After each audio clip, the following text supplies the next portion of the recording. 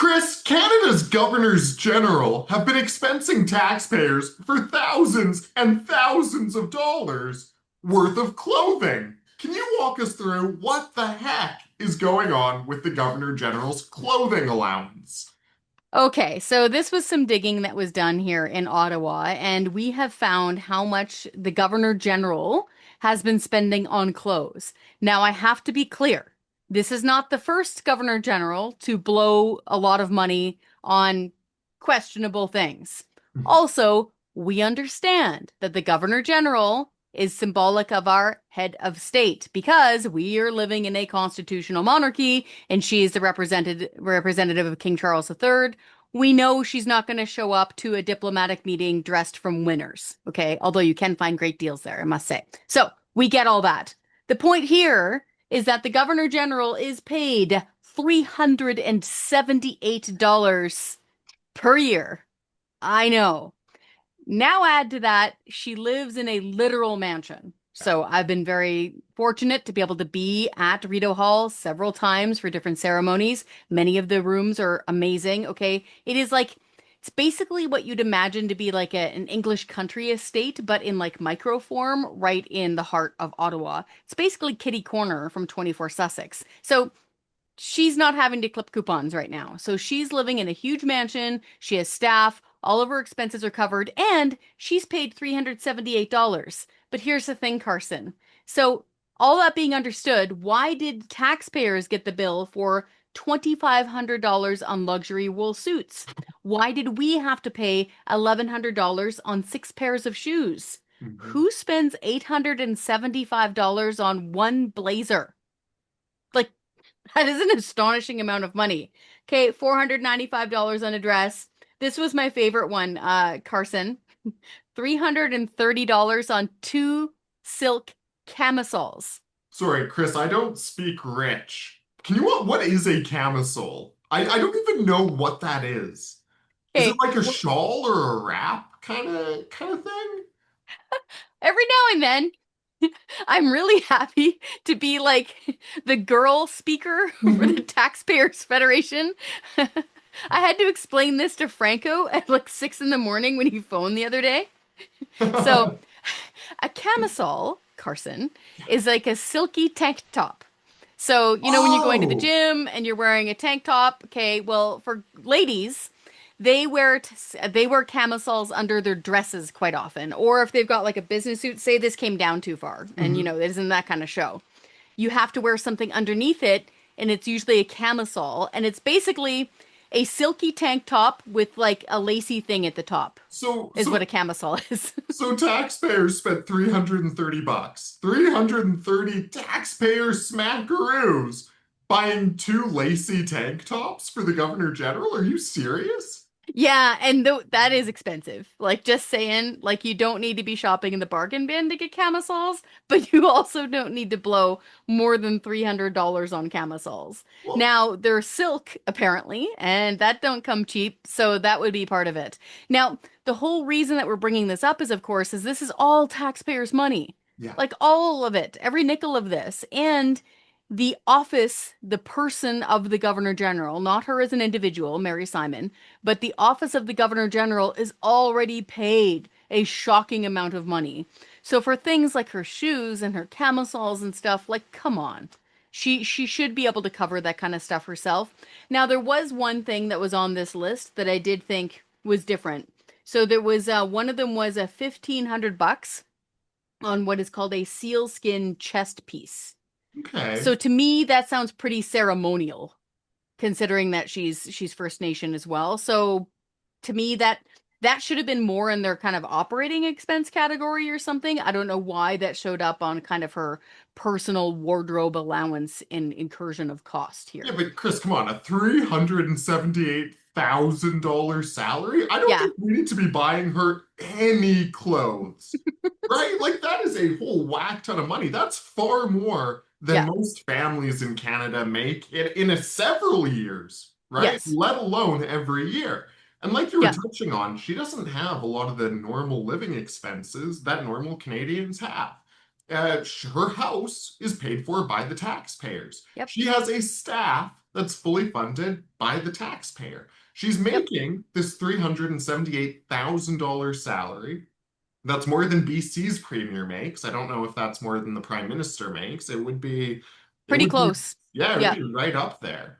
So Yep. just a huge amount of money. And that's not the only sort of outrageous perk that the governor general gets. The gold-plated pension and expense accounts for life that former governor generals get should also be raising a lot of eyebrows for taxpayers. Former Yeah. governors general get a guaranteed expense account for life. They get to keep billing taxpayers for the rest of their life for expenses. And not only that, something I found interesting was that expense account actually carries on for 6 months after the former governors general pass away. So they are literally still billing taxpayers from the grave. Yeah, I know. When we first found that tidbit out, I'm like, really, guys, are we sure about this? Can we please make sure? No.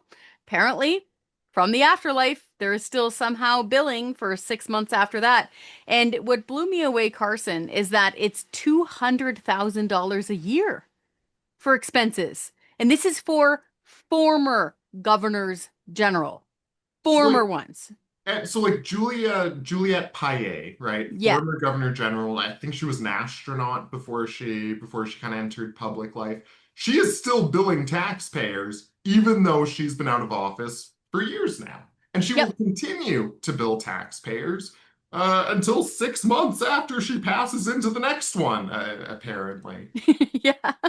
And it's So, yeah, so Adrian Clarkson, yeah, all those ones that you can, Michael Jean, all of the former, I don't think you have to be a former CBC broadcaster to be Governor General. That might be on the recommendation list, but there's a whole heck of a lot of them there who are become Governors General. So all that is to say, if they are finished their term as Governor General, yeah, you folks, kind listeners and viewers, the taxpayer, you are still paying up to $200,000 for their administrative and office expenses because it's quite typical, Carson, for a former governor general to start some foundation or like a think tank or something. Usually it's like, you know how former US presidents traditionally start a library? yeah. Okay, so it's not nearly as formal as that, and it's Canadian, so smaller scale. But typically, former governor general does start some sort of a foundation, and unfortunately, it's the taxpayer again on the hook for this thing. Now, can I get into the whole monarchy thing and our system of government real quick? Oh, please, Chris. Yeah, I think this is great for folks at home to know. Okay. So, I don't know if I'm the only one, the Taxpayers Federation, but I'm hanging on to the monarchy. I'm a huge history nerd. I love reading books about history. I love reading books about UK history and our shared Commonwealth history, documentaries galore. So, in Canada, we are in a constitutional monarchy. What that means is that the Prime Minister, so right now it's Mark Carney, he's not our head of state. He's not. King Charles III actually is. So he is our head of state. We are part of a constitutional monarchy. That is why it's called the Prime Minister, First Minister, First Minister to the The crown Crown. to the That's king. right. That's Yeah. right. Bingo bango. That is why our House of Commons is called that, because we are the commoners. Okay? That's why the rug is green. Okay? Because it's supposed to represent the grass on which the common people of England used to gather to govern. Okay? That's really cool. That's That's why it's really called cool. that. Yep. And in fact, the two rows, okay, so the government benches and the opposition benches Chris, are, is this the sword thing? yeah. I love the sword thing. I You love want the to tell the sword sword thing. story? You No, tell no, the no, no, sword story. please, please. Sorry, I stole No, no, no. the It's heat so there. neat. I find it. See, I'm nerding out, but I think I'm among friends here, so it's fine. So the two benches are supposed to be 2.5 sword lengths apart. So one sword on this side, one sword on this side, and a little half in between, so they can't reach each other. All this is in the Senate. The Senate is often referred to as the Red Chamber or the Royal Chamber because traditionally it is supposed to be the house, the building that the crown is able to be in. That's literally why there are two thrones sitting at the very head of the Senate. That's why, rolling out the red carpet, That's why there's red carpet in the Senate. I'm giving you this little brief history lesson to try to explain why the heck we even have a governor general, okay? Because for people who, don't live and breathe this stuff, they'll be like, "What? Why are we paying some person close to 400 grand a year to live in a mansion and sign stuff sometimes and go to ceremonies and I have to pay 330 bucks for her silk tank tops?" Yeah, no, Like, it's yeah, kind of crazy, Chris. And like, yes, it holds an important role in sort of Canadian governance and the Canadian Constitution, but like it is a largely ceremonial role. We've yeah, got the House of Commons that makes the laws. We've got the Senate that really debates them and digs into them. We've got cabinet that does all the cabinety things. Like the Governor General, it's an important role, but it is largely a ceremonial role. And so when it's costing Canadians this huge amounts of money for things like fancy silk tank tops and $1,000 boots and expensive suits, I think that's a tough pill for a lot of folks to swallow. Because yeah. most families right now, they're not blowing $1,000 on a pair of boots or 2,700 bucks on a brand new suit. I just got engaged. We're doing all the wedding shopping kind of stuff. I don't even think my fiance is spending that on her wedding dress. I mean, Wow. these are big amounts of money that the Governor General doesn't seem to have any issue expensing taxpayers for, that most folks just won't experience. And Chris, you were talking about the House of Commons. And I Mhm. think you touched on something really important. It's called the House of Commons for a reason. These are supposed to be representatives of the common people. They're not supposed to be some kind of aristocracy, some kind of nobility, which is why we fight so hard against the outrageous pay raises and perks that our MPs take home every year.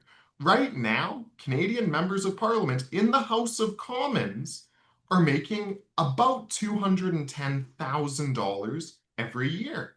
That's way more than the constituents, the commoners, they are supposed to represent and be coming from. So I think what we're seeing in Canada right now is sort of a tale of taxpayer have-nots and political have-yachts, right? The politicians, the governor general, the bigwigs don't seem to have any issue sticking normal taxpayers with these big bills for extravagant luxuries. Meanwhile, the little guy is just fighting to keep his head above the water. Amen. I think our friend Franco Terrazzano would describe it as the makers versus the takers in this Oh, situation. I Yeah. like that. I like that. Yeah. Ayn Rand famously called it the producers versus the moochers. And Mm-hmm. the moochers are, of course, the ones who are taking money like this. And again, to stress, this is the same governor general that blew around $70,000 on so-called ICE limo services when she was traveling overseas. I think it was the governor general and her team, her, what is it called when when you're really famous and you have her entourage. Her So, entourage. Yeah. right, it was the governor general and her entourage. I think they spent $100,000 on airplane food. I I, can't remember if that was the beef Wellington trip or the beef Carpaccio trip, but it was some fancy beef dish. I think it Um, was the Beef Wellington trip, and she even said that this is normal airplane food. You know, yeah. man, I've sure never had Beef Wellington in WestJet economy class, but hey, maybe I'm doing it wrong. We can't get beef Wellington flavored potato chips. Yeah. Yeah. You're lucky if you get a bag of peanuts these days, let alone Beef Wellington and Carpaccio. Yeah, and this gets to the point again. The reason why I gave the brief description historically as to why we have a functioning governor general office is for twofold. Exactly to your point, Carson. A, we don't need to spend all of this money on this. This can be a very simple ceremonial role. In fact, we've got some funny t-shirts. I don't know if they're still available on the Taxpayers Federation store that say, "I would be governor general for a loonie," right? It's a little bit tongue in cheek because, of course, that's what we do here at the Taxpayers Federation. But the point still stands. You can still have that ceremonial, okay, head of state role. You can still have that governor general role, but you don't need to be blowing hundreds and hundreds and hundreds of thousands of taxpayers' dollars on this. You don't. You can do this much more sensibly, much more frugally, and still have it be a dignified role and position that gets the functioning of government done. Because when you hear somebody say that a law just got royal assent, that means the stamp is on it of approval from the governor general. It is now the law of the land. You can do this for a heck of a lot less money than what we're spending on this thing right now. And very briefly, Carson, I just mentioned the whole ice limo and like the airplane food. There is no reason for Canada's Governor General to go overseas as her function of Governor General at Yeah. all. At all. Well, So, that's literally why we have ambassadors. That's why we've got a minister of foreign affairs. Like we're already paying for a whole army of diplomats who, by the way, spend about $51,000 per month on liquor. We've already got this army of foreign affairs bureaucrats that we send around the world to do the wining and dining. Why are we sending Mary Simon or the Governor General at all? Right? she Like, shouldn't. I know. yeah. I know. It's one of those things where I forgot about the booze thing. Hmm. That makes me so mad. Like that I can't believe that they're dinging taxpayers for alcohol. Like Yeah. buy your own darn alcohol. And this is by the way, guys, this is not just like a ceremonial bottle of wine every now and then or some, bottle of champagne to christen a ship that we aren't building. Okay, this is not what we're talking about. We're just talking booze bill of Yeah. like $50,000. What is that? Was that a month? Yeah, it was about 50 grand a month, if I'm It, remembering this right. And some of the invoices were just ridiculous from the folks at Foreign Affairs. I remember there was one charge for about $58,000. And the only justification they gave on that expense form was wine procurement from special store in Washington. Right? Like this special is store. special store. Why is Eh, this store in Washington, D.C. special? Who knows? Why are Okay. bureaucrats expensing $58,000 worth of booze from it? Also, who knows? This is such a terrible waste of money. So when it comes to things like the Governor General, we have a petition to dramatically reduce the cost of the Governor General. It's up on our website, taxpayer.com. I would encourage everybody to go sign this thing because that way we build the taxpayer army out bigger. And the next time it's time to actually put pressure on a politician to say, hey, rein this in, we'll have a much better chance of making that win happen. Because again, I understand people, how do I put this? They're proud of Canada. They're proud of our history. They like our traditions. Like we get all of that. But frankly, I'm appealing to fellow historians who do value this function. If everybody gets their taxpayer dollars abused like this for much longer, we're putting that system and having that figurehead at risk. Okay. Like, because people will just get fed up. They'll be like, to heck with all of this. I'm not doing any of it. And they'll throw the whole ball of wax in the garbage. Whereas what I'm saying is, we can drastically reduce the cost of doing that thing, that rubber stamp ceremonial royal thingy, to like this much. It does not have to be this huge extravagant expense and this big waste of money. And I think that that's where a lot of people should start. If they want to start digging into government waste, wouldn't you say, because you're the one that hosts the show on this, man, you must just get sick reading through some of these expenses. Do you think that digging into government waste at the Governor General level is a good starting point? Oh, absolutely. Look, some of the waste at the Governor General's office is some of the most like leaves a bad taste in your mouth kind of expenses that we see across government, right? When I see food banks in my neighborhood with Hmm. lines that have never been longer, when I see folks literally pitching a tent in my neighborhood because they can't afford to keep a roof over their head anymore, and then I see our Governor General, again, a largely ceremonial role expensing thousands of dollars for fancy shoes and luxury wool suits and Hmm. lacy camisoles. It ticks me off, Kris. I wish I could use some stronger language than that, but it really makes me mad. So for folks at home, if you're interested in wetting your whistle in the world of government waste, taking a look at the Governor General's disclosures is a great place to start because it reveals the culture in Ottawa where these kinds of expenses fly under the radar and aren't stopped.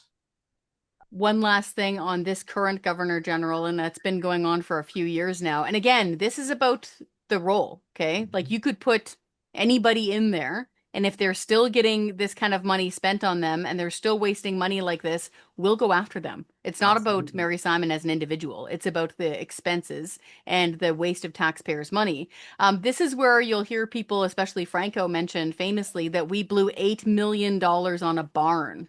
Okay. Like, yeah, we blew $8 million building what is described as a barn. Okay. Like, uh, we do not need to be spending money like this. And again, this is if you start here, okay, I usually try to go with both corporate welfare because it's billions of dollars, Mhm. and then things like governor general expenses because they're really visual and they're really symbolic. And to your point, exactly, Carson, you're seeing more and more people, especially in our big cities, especially on the West Coast, who are working, but they're drowning Yeah. because the cost of living is just out of reach, even for some, well, lots of working people now. And people have every right to be upset and frankly furious when their Mhm. government wastes money like this. And I think going after big budget items with a ridiculous role of the Governor General, which can be accomplished by a very simple ceremonial process, I think that's the best place to start. Kris, thanks so much for joining us today. For the folks at home, what do you think? Let us know in the comment section down below. 2,500 bucks on luxury wool suits, $1,500 on a sealskin chest piece, $1,117 on a few pairs of shoes, and $875 on a blazer. This is what the Governor General stuck you with. Let us know in the comment section down below, and don't forget to like and share.